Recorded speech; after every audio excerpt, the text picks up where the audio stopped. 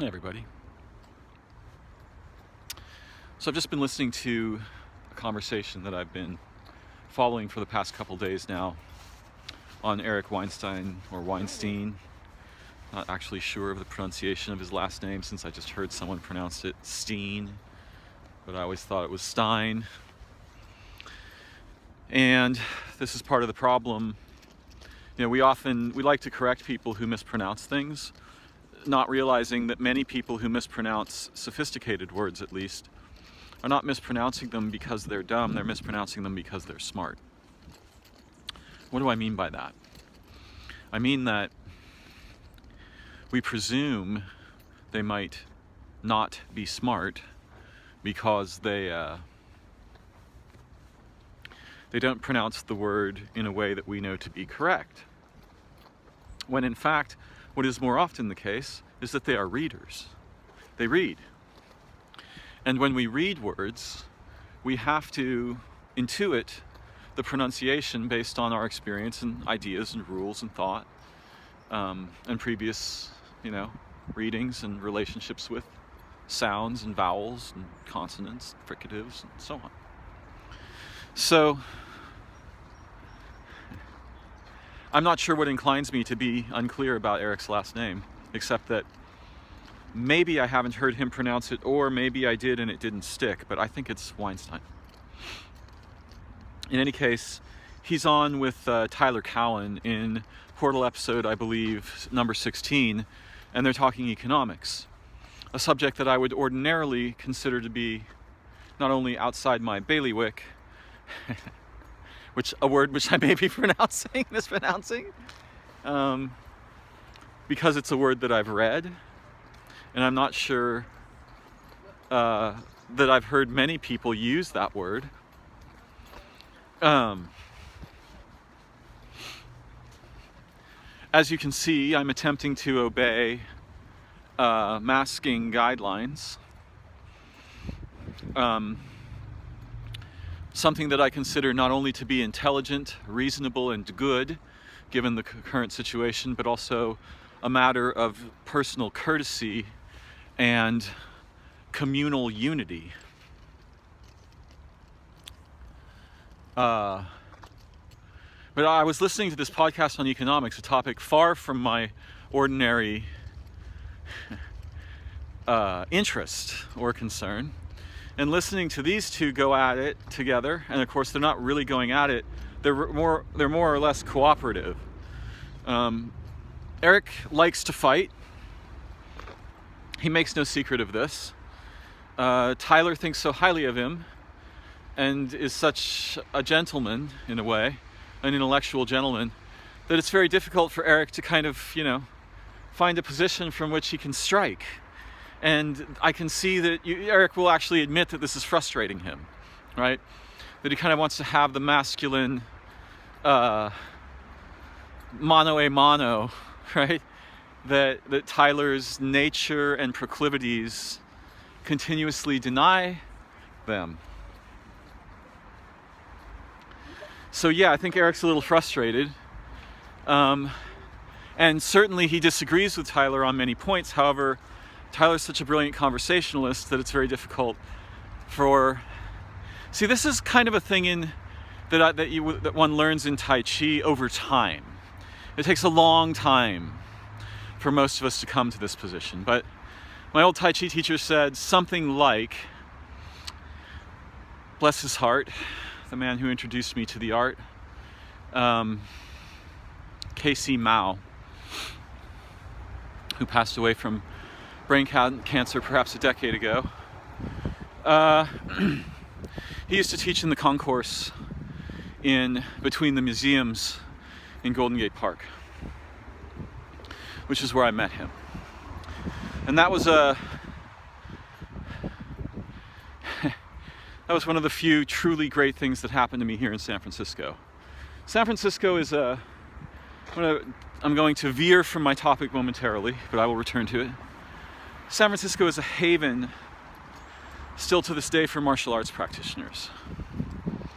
Every morning, beginning around 6 a.m., prior to the pandemic, and to some degree still to this day, that little concourse would become a very interesting avian interaction was going on here. That concourse would become like a sort of pop-up university for martial artists, but particularly for people doing Tai Chi. And the vast majority of those people are doing Tai Chi for health, not for combat. Whereas other martial artists, particularly those who study Bagua, an art that I have deep admiration and respect for and wish I had the time to pursue. In fact, that's one of the ones I would pick if I were going to pick something other than Tai Chi. Now, recognizing I'm not a young man anymore, and even young men are relatively likely to get injured in martial arts such as jiu-jitsu. And I could rephrase part of that as relatively likely to injure themselves. But anyway, my point is that in Tai Chi, my old teacher, he used to say, in order to be struck, you have to strike yourself against the fist of your opponent. Essentially what he meant was, you have to be so poor at following that you're standing still when you should be in motion, right? And particularly in the art of Tui Shou, which is the art of pushing hands, an art shared by a wide variety of martial arts, but commonly practiced, particularly in Kung Fu and in a relatively choreographed fashion in Kung Fu, as I understand it. I have little experience of that. But also in Tai Chi. And a number of other arts. They have Tui Shou, which is pushing hands. And pushing hands is essentially, the essential intent is to, yeah, this is like explaining what Zen is for. In other words, you're fucked from the get-go if you're starting to use words, right? It's just not going to work. Tui Shou in Tai Chi, as practiced by those I practice it with,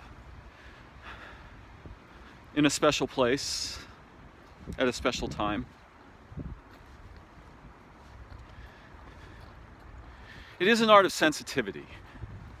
And essentially, the goal could be rather clumsily framed as exerting no force yourself,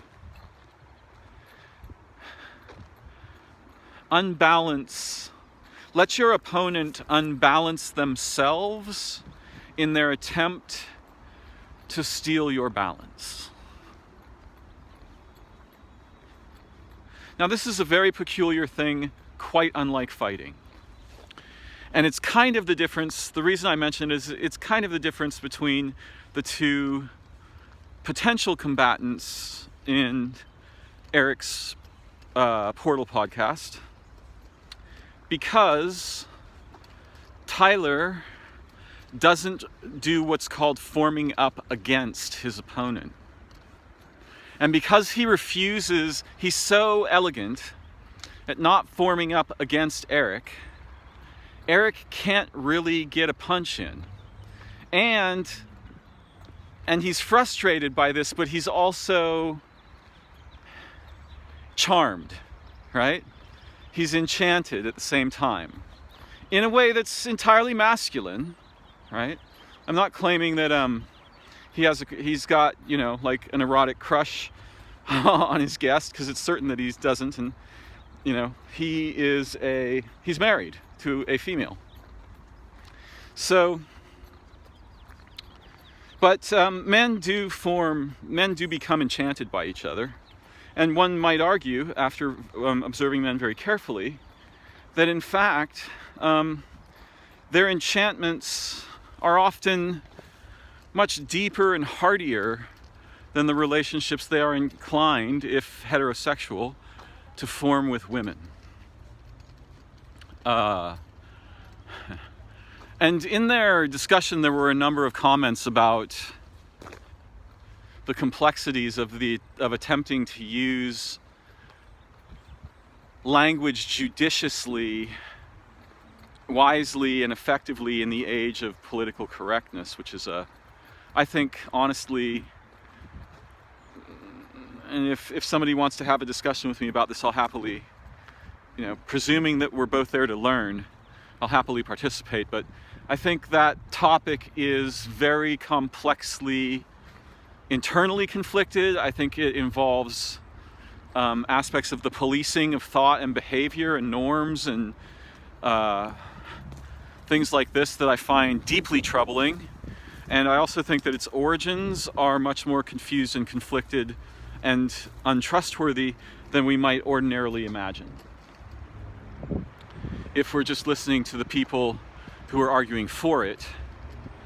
Though that group that I just referenced is a field. It's not, meaning, and this is something I want to get at, something brilliant that came out in Tyler and Eric's discussion. Those who are in favor of policing language and thought according to what they believe is correct about the use of gendering nouns and such like this, that is a field, meaning it is a library of unique situations, circumstances, contexts, individuals, groups, subgroups, and so on. It's not a thing. And in many of my recent videos, I've spoken about my concern about generalizations. And today, in listening to Eric, he begins to argue against certain kinds of economic methods, analytical methods, methods used analytically in the field of economics, methods traditionally used in this fashion. And he makes the claim that, the very important claim to me, that what was required to actually understand the phenomenon being analyzed is field theory rather than unit theory, right? And the example he gave is brilliant. He says, you don't ask, what is the temperature of the United States? Absolutely brilliant, perfect analogy, just the one I needed. When we talk about men or women or animals or political groups or religious groups or consumers, right? We are entrained by our habits with language and our enculturation, meaning the behavior of our peers, associates, and those we are exposed to. We are trained to treat fields as units, right? And so it is that we are deceived by what appears to be our capacity to measure. And measurement is actually the problem. I've spoken lately about statistics, arguments over statistics, and so on. But we have two, perhaps far more significant problems. And those problems are measurement, which we suppose to be objective, and really it's very rarely so, and particularly in complex things. If we can exclude most of the universe, we can measure the remainder with some relative degree of objective confidence. But first we have to exclude just about everything to do that. And that's really important. We need to notice this weird quality of the nature of measuring itself. And when we casually measure things in consciousness, usually for purposes we've not yet admitted to ourselves, let alone those to whom our measurements will be deployed, we make a variety of fundamental errors in the belief that that there's some kind of objectivity available. And this is one of the catastrophic rhetorical fallacies to which we are commonly subject. This fallacy is used against us to make us dumber by the news. I saw today in a friend's news feed a remark that I thought fascinating, which was that Fox News has accomplished with our parents what they feared would be done to us by gangster rap. And that was a fascinating little quip. Such quips are not particularly change-making, they're entertaining, but they do help us to comprehend phenomena that are otherwise relatively inconceivable.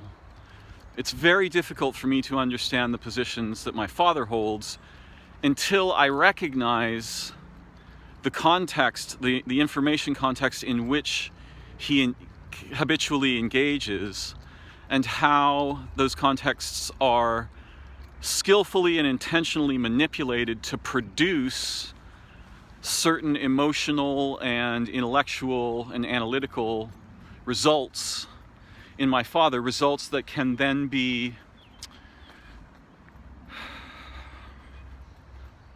the simplest way to say it is that can then be taken advantage of by parties intending to profit from doing so, to benefit from doing so. There's lots of different benefits, not just profit. So Eric gave this fascinatingly wonderful analogy, perfect one. I'm disappointed with myself for not having come up with it myself, or at least something similar, right? And it's something I'm completely aware of. I was just never able to encapsulate it in an analogy so clearly.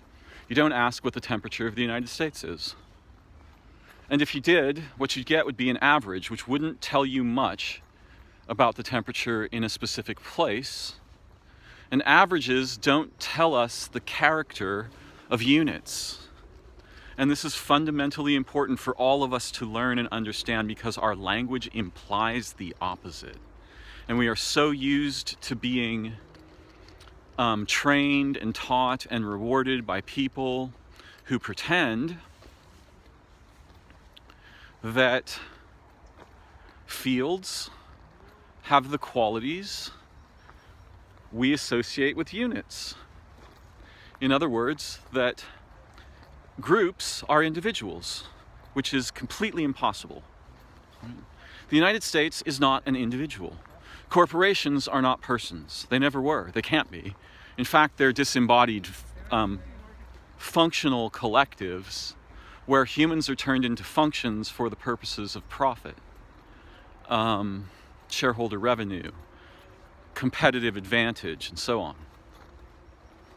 As I walk through the garden here, the San Francisco Botanical Garden, I'm currently in the Redwood Grove,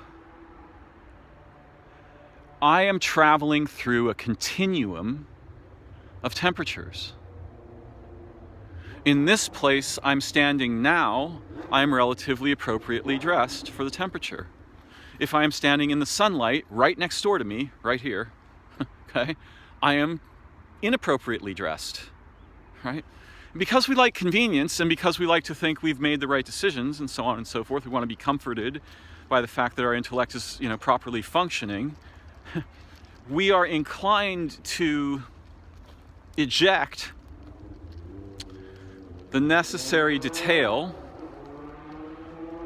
to understand or relate with a phenomenon effectively and efficiently, intelligently, humanely, and so on. We're inclined to eject that detail and grab the generalization. Now, some of my astute listeners might find this to be in conflict with what I was saying a little while ago about my objections to the field of linguistic policing that I refer to as political correctness. There are aspects of political correctness I have little problem with, some of which I adopted as a very young man. in the 70s, and I'm sure there are modern people who will find some reason to attack me for what I'm about to say. But in the 70s, I was educated by my mother to use the prefix Ms. In fact, back then, and I think it still exists today, there was a very provocative magazine with that title, MS period. And it sounds like sloppy English. Ms. Ms. Ms. It's hard to get the sound out of Ms. So I think that's why we chose Ms, even though S doesn't normally have a Z sound. It's a little bit confusing. But I learned that it was perhaps inappropriate to distinguish women by their marital status when we didn't distinguish men by their marital status. And I'd be just as happy if we distinguished them both, right? As long as, there's see, here's part of the problem. Some of the battlegrounds of equality produce Pyrrhic victories. Go ahead and look that up if you want. I think it's PYR, let's see, PYHR,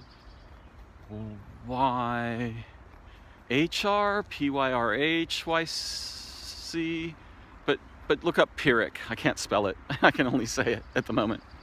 In other words, we win some insignificantly symbolic. First of all, the idea that these topics comprise battlegrounds. When we start there, we've already made the first wrong move. And this is part of what was going on the podcast with Eric and Tyler, is that Eric was being forced to realize that these guys are going to cooperatively establish higher ground because Tyler is disinclined to combat and is skillful enough that he can incorporate Eric's apparent strikes he can take the momentum of Eric's intelligence, right, and transform that into higher ground they can both achieve together instead of pushing back against it and being hit, right? And this is what reminds me of Tui Shou in their podcast. And it's, there's a lot of important lessons we can learn about life. We've heard from various spiritual and mindfulness traditions, don't resist, right? It is not that they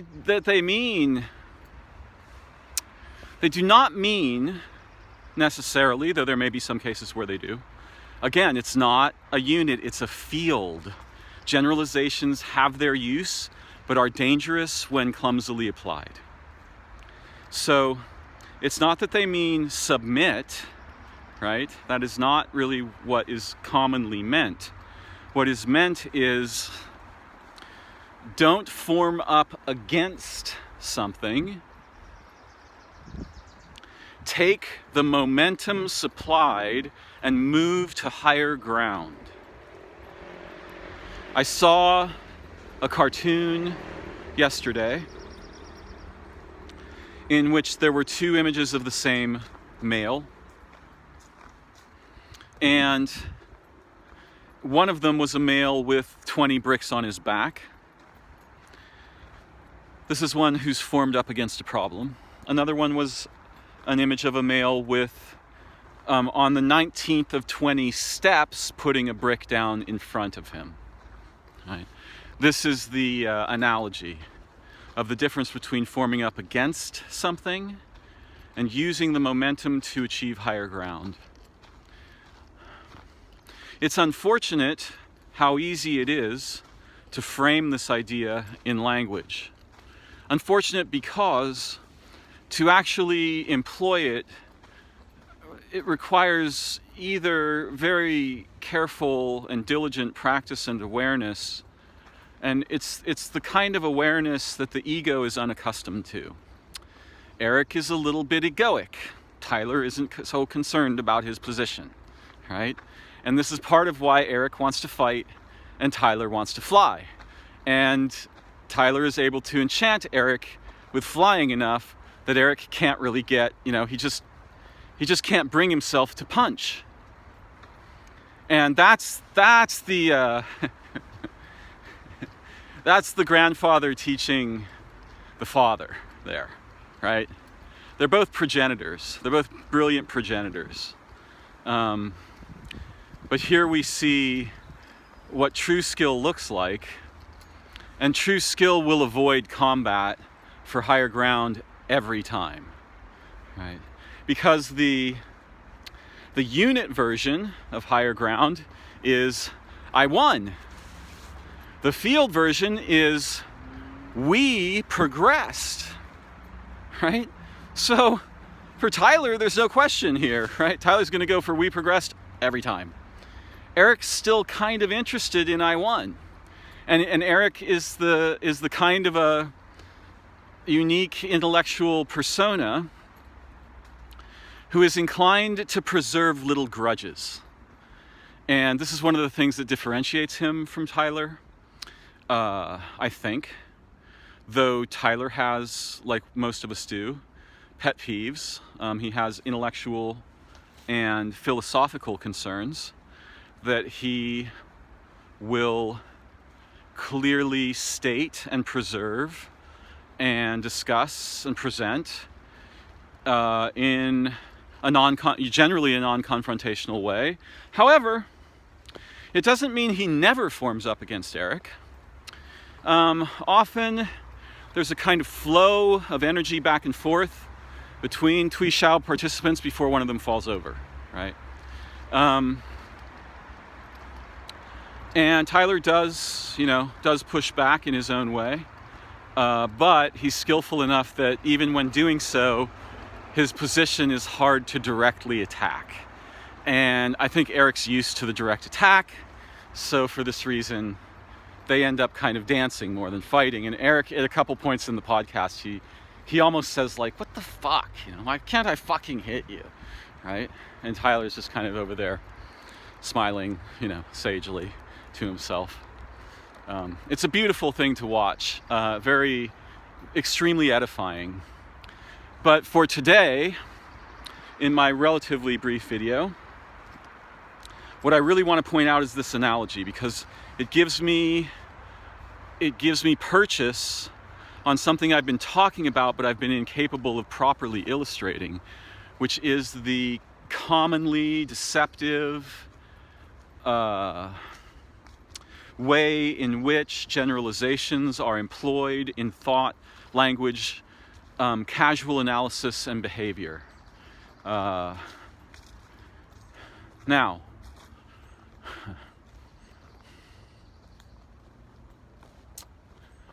we can easily understand, should we so choose, that the topic of racism emerges primarily from a traditionally habitual and unsupportable mode of generalization. And I would argue that the generalizations that underlie racism are disoriented and misfounded. In a couple of occasions, when Eric and Tyler are speaking and they're talking about touchy subjects such as the relationship of gender to economics, Tyler will say, for example, that when you really do the math, it's not exactly a gender difference in a very specific variable that I don't recall, which isn't merely pay gap. It's demographics, right? Where you live and in what circumstances and what social class and what economic class you belong to, and so on, so forth. Racism comes from clumsy,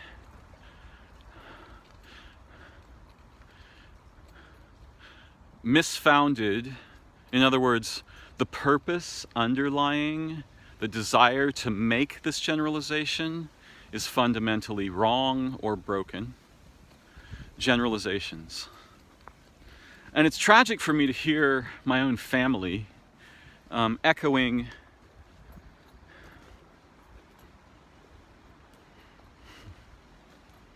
perspectives they struggled to protect me from as a child. Now, my mother is gone, so only my father is left, really. But to hear him regurgitating nonsensical ideas and models and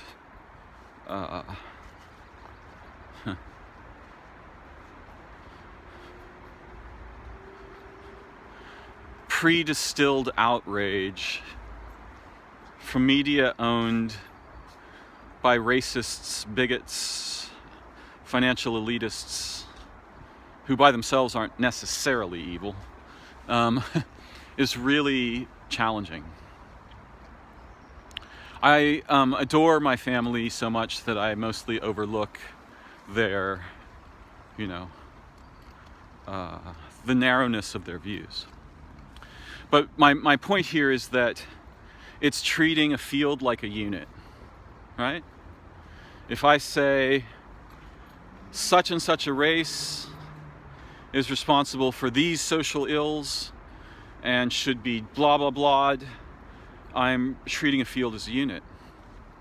And I also may be conflating the relatively desperate and or reasonably undesired behavior of some modest segment of a population, right, in a field. I may be extending that behavior to everyone in the field. So that, for example, if someone says, Americans are racists, well, that's a complex statement because it treats a field as a unity.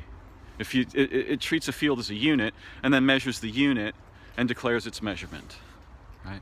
And it's absolutist. It judges every single human being, including babies and, teenagers and people who are prodigies and people who are developmentally challenged and men and women and transgender people and gay people. It treats them all with the same measuring stick, one that actually never did any measurement, right? And it pretends to have measured all things.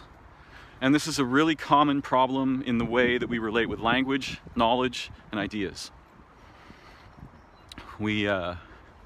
Because we can draw a circle around something conceptually or in language, we then become filled with the necessary hubris to suppose, even though we've never actually measured it, we know its character and can declare that essentially as an absolute for all time to all people. And that is a catastrophic misuse of the possibilities of human intelligence. Averages don't tell us the temperature of individual places or people. And in fact, happy to be corrected on this little point. It's a piece of knowledge I gleaned from the internet. I heard a physicist declare, it is impossible to measure the temperature in sunlight. Check it out, right? And that may be because, there might be a variety of reasons why that is so, but one of the possible reasons is that in certain fields of rapidly and constantly transforming activity or character or behavior, we can't get a solid grasp on a single variable that is the result of a constellation of causes, but language pretends otherwise. And this is how we use generalizations, right? Often, most of us, many of us. And in fact, I'm doing it right now, right? I'm generalizing about generalizations. Did any of you notice that? Right? I'm treating generalizations as a unit when in fact they are a field. And I'm saying, I can tell you something about generalizations. They're very dangerous. Now, this second order awareness is what helps us to discover the problems we have with our relationships with language and knowledge, ideas, measurement, which is something I'm going to have to return to in a later segment, because although I'm not entirely out of time, I'm close enough to being out of time that I'm going to have to head back toward my little slave cubicle. But I hope in a future episode to examine the complexities of measurement. And a few of the things that I will seed your imagination with before I begin that discussion is that we come at measurement from a unique array of purposes, with a unique array of tools, in a unique array of circumstances, in a unique library of methods, and our purposes affect what we will derive when we collapse the incredibly cloud-like constellated nature of reality, persons, situations, and phenomenon into a measurable derivative. And that is one of the great powers of our species that might get us killed. It's likely to get us killed. The desire to produce a derivative, the capacity to collapse the cloud into a concrete deliverable, that one thing is one of the primary features of what I usually refer to as the waking mind, by which I ordinarily mean something like the inclinations of the left hemisphere and its particularly pernicious addiction to graspable, tool-like, utilitarian, pragmatic abstractions. Right? So what we will find when we explore measurement carefully is that it's not as objective as we had hoped. In fact, somebody asked me earlier today, what objective system do you use in daily life to ensure that your understandings and behaviors are reliable? I'm paraphrasing slightly. And I said, I can't find any such objective system, because without subjectivity, the idea of objective systems does not exist. And therefore,